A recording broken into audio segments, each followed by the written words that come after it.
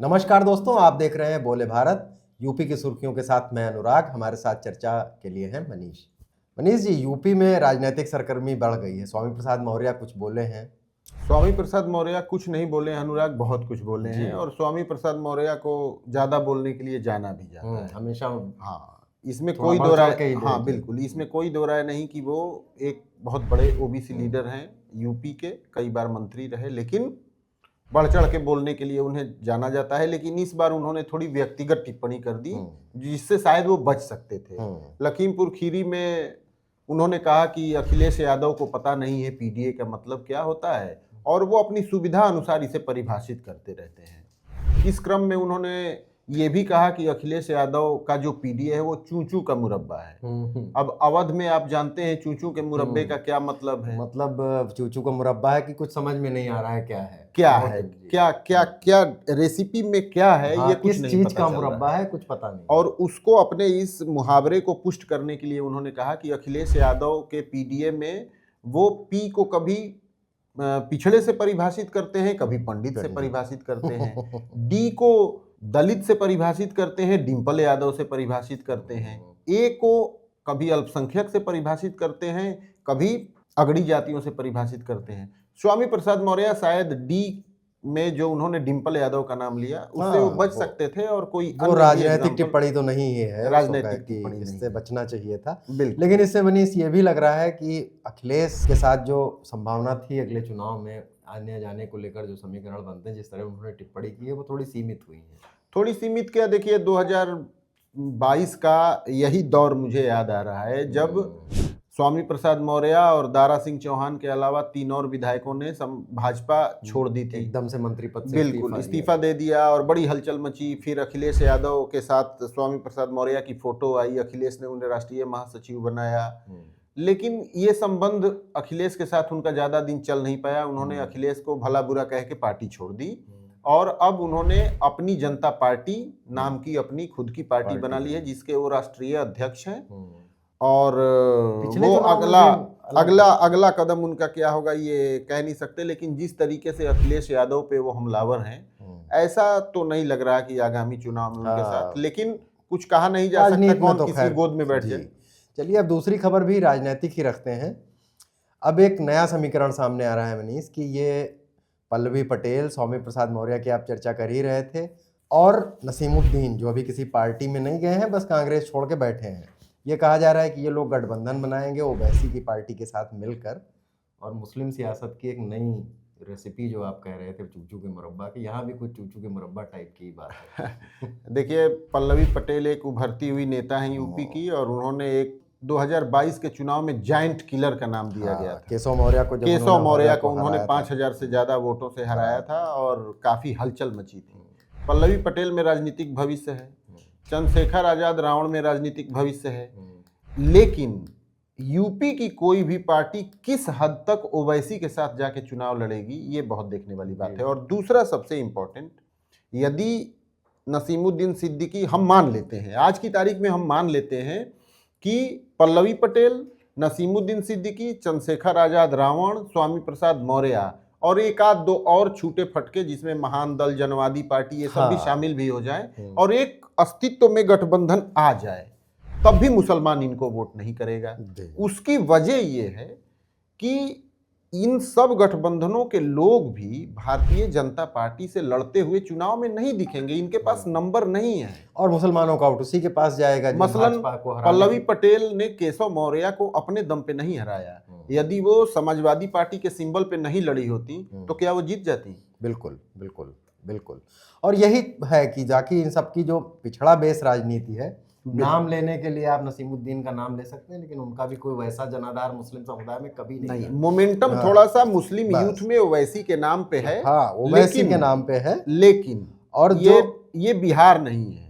बिहार में जो उनको सीमांचल में थोड़ी सफलता मिली, और महाराष्ट्र के कुछ इलाकों में। इसके अलावा ओवैसी की पार्टी को बाकी जगह भी कहीं बिल्कुल तो ये भी थोड़ा मुस्लिम पॉलिटिक्स बहुत टिपिकल है और दूर की कौड़ी है, लेकिन राजनीति में कब क्या हो जाए, चलिए ठीक बात है। अब एक खबर पर आते हैं, अगली खबर पर आते हैं। ये खबर ये है कि T20 वर्ल्ड कप में बांग्लादेश नहीं खेल रहा है, उसने बॉयकॉट किया। उसके समर्थन में पाकिस्तान ने कहा है कि हम विश्व कप में तो T20 के साथ खेलेंगे लेकिन भारत से नहीं खेलेंगे। तो ये तो अपने प्रदेश के लिए भी अब हार के डर से हलक न सूख रहा हो, ये भी तो एक बड़ी बात है। सोशल मीडिया पे तो यही चल रहा है क्योंकि पिछले कई मैचों में हाँ। भारत ने बड़ी बुरी तरीके से परास्त किया है पाकिस्तान 9-1 को। हो जाता मनीष, अगर मतलब ये जो अभी मैच होता और पाकिस्तान हार जाता हाँ। तो ये स्कोर पिछले कुछ आंकड़ों में 9-1 तो हो जाता। अब तो वही 9-1 बात से है। बचने की कोशिश है, आप ऐसा कह रहे हैं। अब देखिए, वैसे खेल भावना तो ये नहीं कहती कि हाँ। आप ऐसा करिए, जरूर ही पॉलिटिक्स इस कदर घुस गई है, क्योंकि सिर्फ ये पाकिस्तान ने नहीं किया है, भारत की तरफ से भी कई बार ऐसी आवाजें उठती है कि हमें पाकिस्तान से नहीं खेलना चाहिए।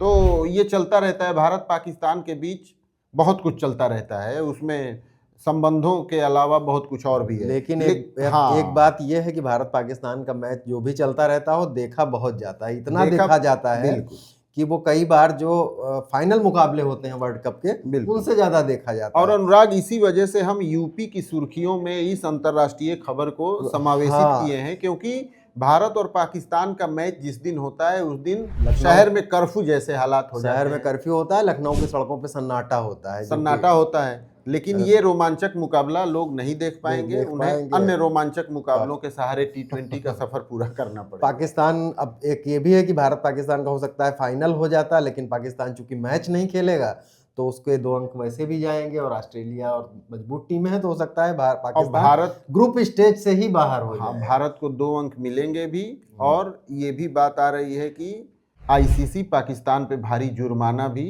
इस बदहवासी के लिए लगा। वो क्रिकेट की अपनी राजनीति है। फिर मौसम कुछ करवट ले रहा है, कह रहे हैं कि बारिश ओले ये रोज आता है सुर्खियों में। असल में इसकी वजह भी है, क्योंकि मौसम के बारे में हर आदमी जानना चाहता है। बहुत अब इतने सारे टूल्स भी आ गए हैं कि लोग day to day, minute to minute update रहते हैं, मोबाइल देखते रहते हैं। पश्चिमी यूपी और ब्रज क्षेत्र के कुछ इलाकों में 1 फरवरी को बारिश हुई थी अनुराग, और 2 फरवरी को पूर्वांचल में बादलों का जमावड़ा देखा जा रहा है, और वहां भी हल्की से मध्यम बारिश संभावित है, मौसम विभाग ने ऐसा बताया है। लेकिन 3 फरवरी से मौसम के खुल जाने का अनुमान है। दूसरी एक चीज ये भी बता दें कि जिन शहरों में धूप निकली है, यदि आपने गर्म कपड़े पहने हुए हैं ठंड के मुताबिक, तो आज धूप बर्दाश्त नहीं है। मतलब बदली और धूप मिली जुली रह रही है, लेकिन जैसे ही धूप निकलती है आपको गर्मी का एहसास होने लगता है। बिल्कुल, तो हल्की फुल्की बारिश हो सकती है। 3 तक ये चलेगा, आपका ये कहना है। एक और खबर पे आ जाते हैं। कल देश का आम बजट आया था, उत्तर प्रदेश को भी तमाम चीजें मिली हैं, हाई स्पीड रेल कॉरिडोर वगैरह, इनकी चर्चा हो ही चुकी है।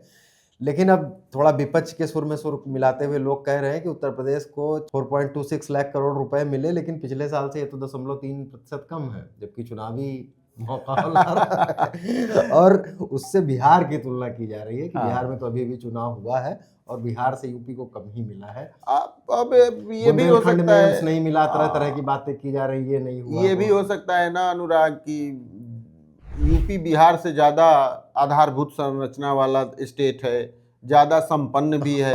तो अब जिसकी जेब भरी होती है उसमें कितना और पैसा ठूसा जाए, जिसकी खाली होगी वहीं तो ज्यादा जगह बनेगी। और फिर देखिए, बजट कैसा भी आए, जो सत्ता में जो पार्टी नहीं होती है उसमें कुछ न कुछ तो नुक्स निकालती ही है। बिल्कुल निकालती है कि एम्स नहीं मिला या ये नहीं मिला। और ये भी बता दें कि 9 फरवरी से यूपी का भी बजट सत्र शुरू होने वाला है। 11 फरवरी को वित्त मंत्री सुरेश खन्ना यूपी की विधानसभा में बजट पेश करेंगे, और उसमें ये देखना होगा कि किस डिपार्टमेंट को कितना बजट एलोकेट किया जाता है। राज्य सरकार कितने नए एक्सप्रेसवे या एयरपोर्ट या हेलीड्रोम्स उड़ाने के लिए और क्या इंतजाम कर सकती है, क्योंकि उस पर बहुत फोकस रहा है। और योगी सरकार कहती रही है कि यूपी देश का इकलौता ऐसा राज्य जहां सबसे ज्यादा हवाई पट्टियां हैं, अंतर्राष्ट्रीय एयरपोर्ट्स हैं। देखिए, केंद्रीय बजट आने के बाद यूपी को जो मिलना था वो मिल गया है। अब यूपी का जब बजट आएगा तो उसमें 2 चीजों पे नजर रहेगी हम लोगों की। एक, आधारभूत ढांचे के लिए क्या मिलता है, और दूसरा चूंकि चुनावी साल है तो पॉपुलिस्ट किस्म की स्कीम आ सकती है। उसमें बहुत सारी चीजें हैं, जैसे कि बिहार ने बहुत सारे पेंशन वगैरह बढ़ाए थे चुनाव से पहले बिहार सरकार ने, तो उसकी भी बात चल रही है कि उस पर ये नजर रखने वाली बात होगी। तो यूपी की सुर्खियां में आज यहीं तक, कल फिर हाजिर होंगे। नमस्कार, धन्यवाद। नमस्कार।